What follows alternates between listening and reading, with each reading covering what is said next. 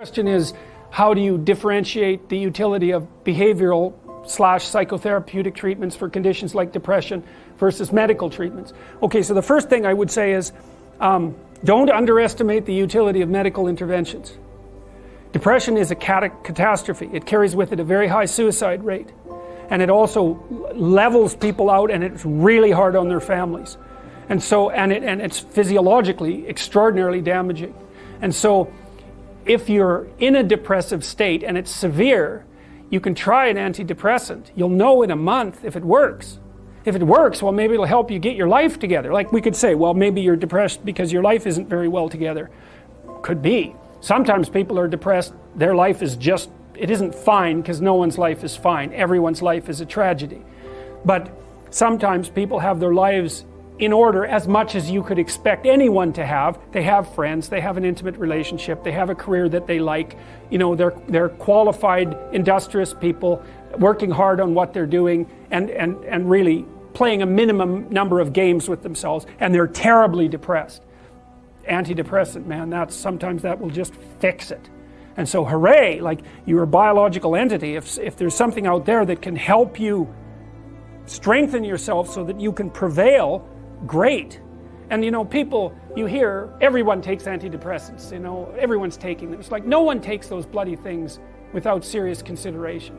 Half the time I spend with my clients who are depressed is often the 2 years long attempt to get them to tentatively try an antidepressant, because they're so guilty that they're relying on an external crutch to sort out their lives that they can't even tolerate it.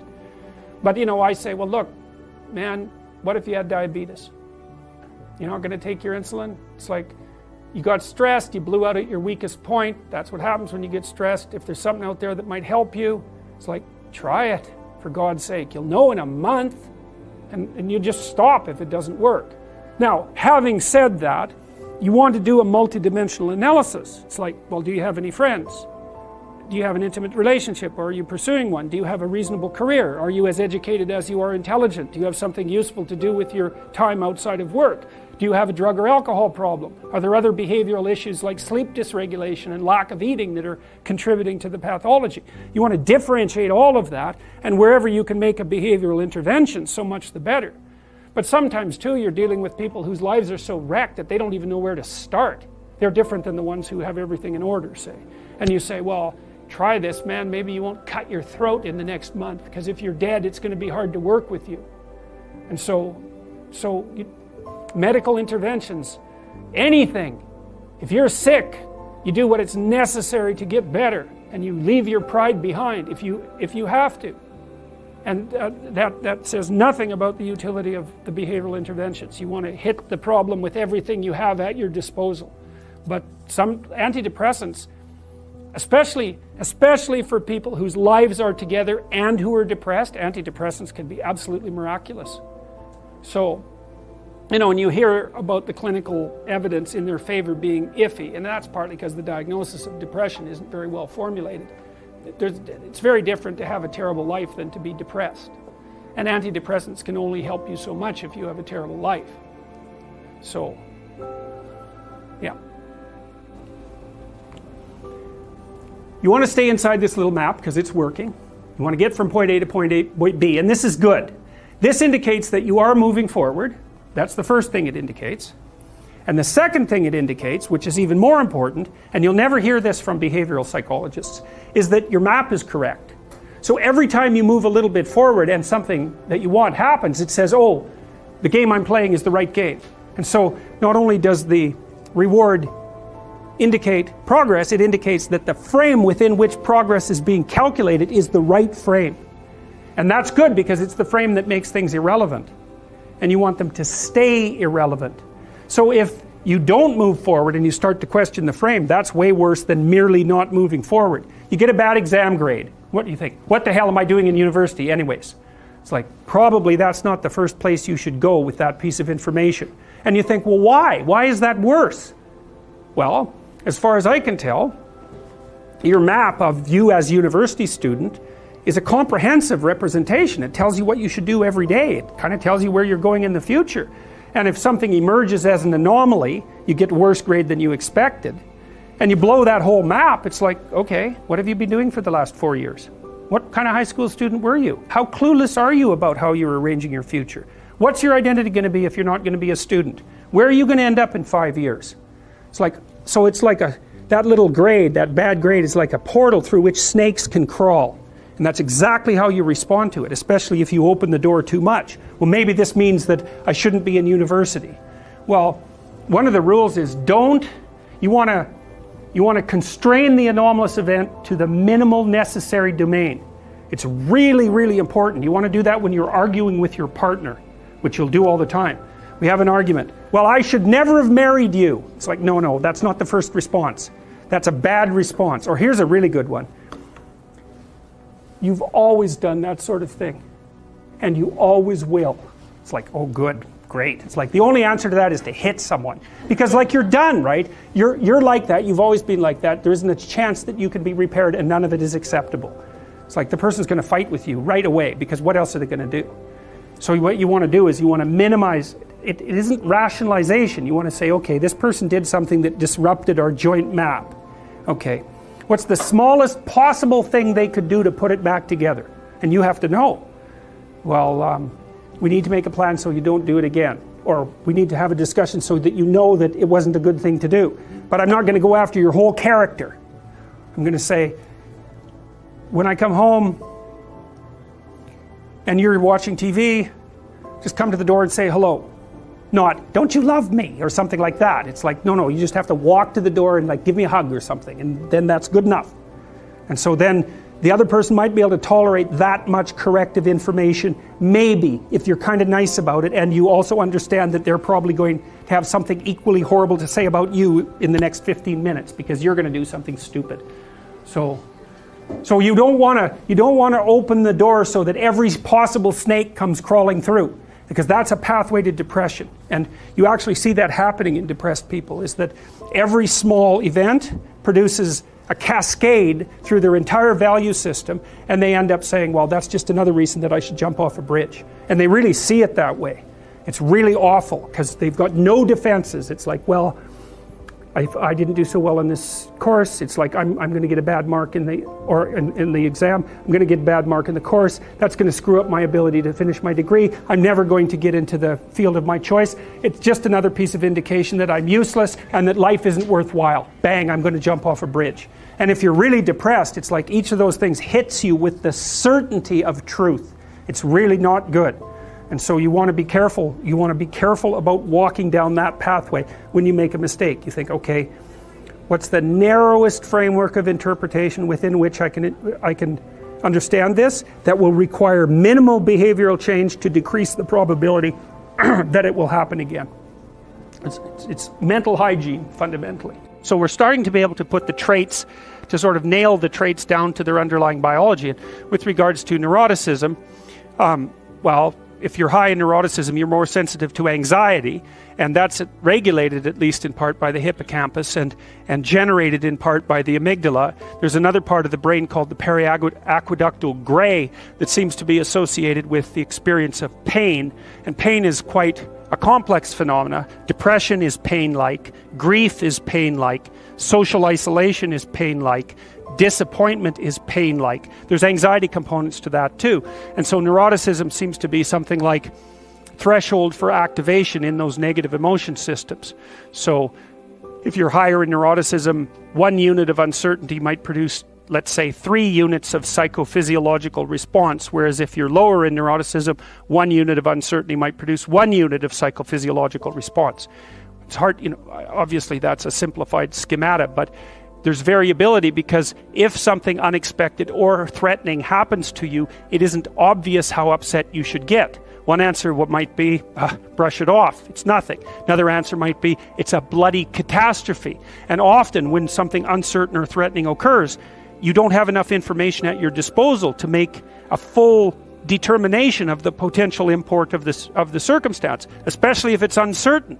And so then you have to guess at how upset you should be and where you are on the normal distribution with regards to trait neuroticism, say, that sort of determines what your guess on average is going to be. So, the other, with conscientiousness, say, you might say, well, how hard should you work? Well, that's a really difficult question. If you're going to die tomorrow and then you probably shouldn't work very hard today at all. So one thing you might say is that the degree to which you should work hard is dependent on your assumptions about the stability of the future. We actually know this to be true because if you put people in wildly uncertain circumstances, they discount the future, which is exactly what you should do, right? It only makes sense to store up goods for future consumption if the future is likely to be very similar to the past and the present. You need a stable society for that. And conscientiousness only works in a stable society, because all you do otherwise, if you're piling up goods, which is kind of what conscientious people do, is leaving them there for the criminals to take, or waiting for the next chaotic upheaval to wipe out everything that you've stored. And so even conscientiousness is a kind of guess. Hard-working people say, well, you know, sacrifice the present for the future. That's great, as long as the future is going to be there and you can predict it. But if it's not going to be there and it's unpredictable, then the right response is take what you can take right now while the getting's good. Now, you know, obviously there are troubles with that too, and I'm speaking, you know, I'm offering rough rules of thumb, but I'm trying to provide you with some indication of how and why these difference in value structures exist, because they're applicable in different environments. You know, sometimes in a dangerous social environment, it's not obvious that being an extroverted person is a good idea, because extroverted people, they stand out, especially if they're extroverted and creative, right? Because not only are they noisy and dominant and assertive, they're also colorful and flamboyant and provocative. There's this idea in Jungian psychology called the circumambulation, and Jung had this idea that you had a potential future self, which would be in potential everything that you could be, and that it manifests itself moment to moment in your present life by making you interested in things. And the things that you're interested in are the things that would guide you along the path that would lead you to maximal development. Now, it sounds like a metaphysical idea or a mystical idea even, but it's not. It's not. It's a really profoundly biological idea. The idea is something like, well, you're set up so that you're automatically interested in those things that would fully expand you as a well-adapted creature. Well, like, there's nothing radical about that idea. What else could possibly be the case? Unless there's something fundamentally flawed about you, that is what the situation would be. It's kind of interesting to think about how that would be manifest moment to moment, but the idea is something like, well, your interest is captured by those things that lead you down the path of development. Well, that better be the case. Okay, so that's fine. And so there's some utility in pursuing those things that you're interested in. That's the call to adventure, let's say. So, and the call to adventure takes you all sorts of places. Now, the problem with the call to adventure is, like, what the hell do you know? You might be interested in things that are kind of warped and bent. And often it's the case that when new parts of people manifest themselves and grip their interests, say, they do it very badly and shoddily. And so you stumble around like an idiot when you try to do something new. That's why the fool is the precursor to the savior from the symbolic perspectives, because you have to be a fool before you can be a master. And if you're not willing to be a fool, then you can't be a master. So you're going to, it's an error-ridden process, and that's also laid out in the Old Testament stories, because the first thing that happens to all these patriarchal figures when God kicks them out of their father's house when they're like 84 is that they run into all sorts of trouble, and some of it's social and some of it's natural and some of it's a consequence of their own moral inadequacy. So they're fools. But the thing that's so interesting is that despite the fact that they're fools, they're still supposed to go on the adventure, and that they're capable of learning enough as a consequence of moving forward on the adventure so that they straighten themselves out across time. And so it's something like this. So this circumambulation that Jung talked about was this continual, we'll return to this continual circling in some sense of who you could be. You might notice, for example, that there are themes in your life. You know, when you go back across your experiences, you see you kind of have your typical experience that sort of repeats itself. And there might be variation on it, like a musical theme, but it's like you're circling yourself and getting closer to yourself as you move across time. That's the circumambulation. Now, you remember that for a sec, because we'll go back to it. Okay, so imagine that something glimmers before you. It's an interest that's dawning, and you decide, well, first of all, you're paralyzed. You think, well, how do I know if I should pursue that? It's probably a stupid idea. And the proper response to that is, you're right, it probably is a stupid idea, because almost all ideas are stupid. And so the probability that as you move forward on your adventure that you're going to get it right the first time is zero. It's just not going to happen. And so then you might think, well, maybe I'll just wait around until I get the right idea, and which people do, right? So they're like 40-year-old, 13-year-olds, which is not a good idea.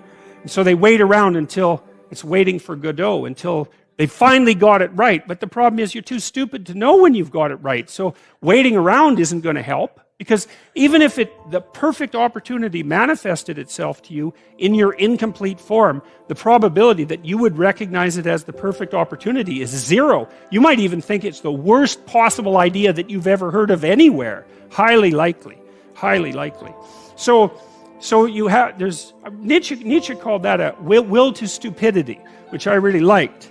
So, because he thought of stupidity as being it's you have to take it into account fundamentally and work with it. And so you can take these tentative steps on your pathway to destiny, and you can assume that you're going to do it badly. And that's really useful, because you don't have to beat yourself up. It's pretty easy to do it badly. But the thing is, it's way better to do it badly than not to do it at all. And that's the continual message that echoes through these historical stories in Genesis. It's like, these are flawed people. They should have got the hell out of their house way before they did. And they go out and they stumble around in tyranny and famine and self-betrayal and violence. But it's a hell of a lot better than just rotting away at home. And that's great. So that's good. And so why is that? Well, okay, so you start your path and you think that you're heading, towards your star. And so you go in that direction. And then, because you're here, the world looks a particular way, but then when you move here, the world looks different, and you're different as a consequence of having made that voyage. And so what that means is that now that thing that glimmers in front of you is going to have shifted its location, because you weren't very good at specifying it to begin with, and now that you're a little sharper and more focused than you were, it's going to reveal itself with more accuracy to you. And so then you have to take it's almost like a 180-degree reversal. But it isn't, because, you've gone this far, and that's a long ways to get that far. But that's a lot farther than you would be if you just stayed where you were, waiting. And so it doesn't matter that you overshoot continually. Because as you overshoot, even if you don't learn what you should have done, you're going to continually learn what you shouldn't keep doing. And if you learn enough about what you shouldn't keep doing, then that's tantamount at some point to learning at the same time what you should be doing. So it's okay. So it's like this. Now, what's cool about it, though, I think, is that as you progress, the degree of overshooting starts to decline, right? And that we know that there's nothing hypothetical about that. As you learn a new skill, like even to play a song on the piano, for example, you overshoot madly. You're making all sorts of mistakes to begin with, and then the mistakes, they disappear. There's a great TED talk, I think it was, about this guy set up a really advanced computational recording system in his home and recorded every single utterance his young child made while learning to speak. And then he put together the child's attempts to say certain phonemes and put them in a list, and you can hear the child deviating madly to begin with, and then after hundreds and hundreds of repetitions just zeroing right in on the exact phoneme. So, you might not know this, but when kids babble, because they start babbling when they're quite young, they babble every human phoneme, including all sorts of phonemes that adults can't say. And then they die into their language, so that after they learn, say, English, then there's all sorts of phonemes they can no longer hear or pronounce, but to begin with, it's all there, which is really quite interesting. But so as they learn a particular language, they zero in on the proper way to pronounce that, and their errors minimize. And every time you learn something, that's how it is. And that's really useful to know, too, because it means that it's okay to wander around stupidly before you fix your destination. Now you see that echoed in Exodus, right? Because what happens is that the Egyptians, or the Hebrews, escape a tyranny, which is kind of whatever you do personally and psychologically when you escape from your previous set of stupidly held and ignorant and stubborn axioms. It's like, away from that tyranny. It's like, great, I freed myself from that. Well, then what? Well, you think, well, now I'm on the way. It's, no, you're not. Now you're in the desert, where you wander around stupidly, and worship the wrong things until you finally organize yourself morally again and head in the proper direction. So that's worth knowing too, because you think, well, I got rid of a lot of things, baggage, excess baggage that I didn't need in my life, and now everything's okay. It's like, no, it's not. You've got rid of a whole set of scaffolds that were keeping you in place, even though they were pathological. And now you have nothing, and nothing actually turns out to be better than something pathological, but you're still stuck with the problem of nothing. And that's exactly why Exodus is structured the way that it is. It's that you escape from a tyranny. It's, hooray, we're no longer slaves. Yeah, well, now you're nihilistic and lost. It's not necessarily an improvement. But it is it's also useful to know that, because you can also be deluded into the idea that, imagine that you're trying to become enlightened, which might mean to turn all those parts of you on that could be turned on. You think, well, that's just a linear pathway uphill. It's just from one success to another. No, it's not. It's like, here you are, and you're not doing too badly, and the first step is a complete bloody catastrophe. It's worse. And then maybe you can pull yourself together, and you hit a new plateau, and then that crumbles and shakes, and bang, it's worse again. And so, because part of the reason that people don't become enlightened is because it's punctuated by intermittent deserts, essentially, by intermittent catastrophes. And if you don't know that, well, then you're basically screwed, because you go ahead on your movement forward and you collapse, and you think, well, that didn't work, I collapsed. It's like, no, that's par for the course. It's not indication that you failed, it's just indication that it's really hard. And that when you learn something, you also unlearn something. And the thing you unlearned is probably useful, and unlearning it actually is painful. Let's say if you have to get out of a bad relationship. It's like there isn't any relationship that's 100% bad. And so when you jump out of it, well, maybe you're in better shape, but you're still lonesome and disoriented, and you don't know what your past was, and you don't know what your present is, and you don't know what your future is. That's why people stay with the devil they know instead of, looking for the devil they don't know. So anyways, the fact that you're full of faults doesn't mean you have to stop. And thank God for that. That's a really useful thing. And the fact that you're full of faults doesn't mean that you can't learn. And so you can posit an ideal, and you're going to be wrong about it, but it doesn't matter, because what you're right about is positing the ideal, moving towards it. If the actual ideal isn't conceptualized perfectly, well, first, surprise, surprise, because what are you going to do that's perfect? So it doesn't matter that it's imperfect. It just matters that you do it and that you move forward. So that's really positive news as far as I'm concerned, because you can actually do that, right? You can do it badly. Anyone can do that. So that's useful. Okay, so if you were an efficient person, you would have just done that. But you're not. But who cares? You still end up in the same place. And maybe the trip is even more interesting. Who knows? Probably too interesting.